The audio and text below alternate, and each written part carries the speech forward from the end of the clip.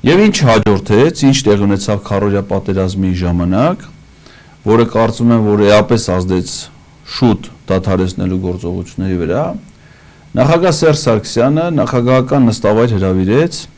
Հայաստանում հավատարմագրված ԵԱՀԿ բոլոր պետությունների դեսպաններին,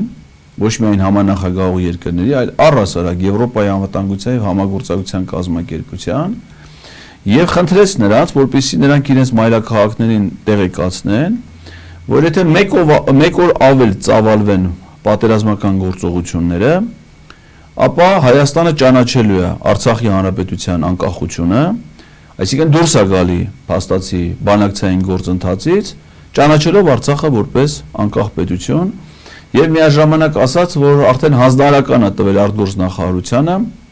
նախապատրաստելու Հայաստանի Հանրապետության եւ Արցախի Հանրապետության միջև փոխադարձ ռազմական օգնության մասին համաձայնագիր, ինչը նշանակում էր, որ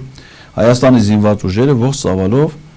պաշտոնապես ներկայացվելու են մարտական գործողությունների մեջ։ Ինչ հասկացավ Ալիևը այս հայտարարությունից, որ ինքը դիվանագիտական լուծում չունի, ռազմական ճանապարհով փորձեց եւ հասկացավ, որ այս խնդիրը ռազմական ճանապարհով նույնպես լուծում չունի, որովհետեւ 4 օրվա մարտերը ցույց տվեցին, որ իրանք առաջխաղացում չունեն ու չեն կարող ունենալ, եւ եթե Հայաստանն էլ ճանաչի Արցախի անկախությունը եւ արդեն խնդիրը չունենա ոչ մի միջազգային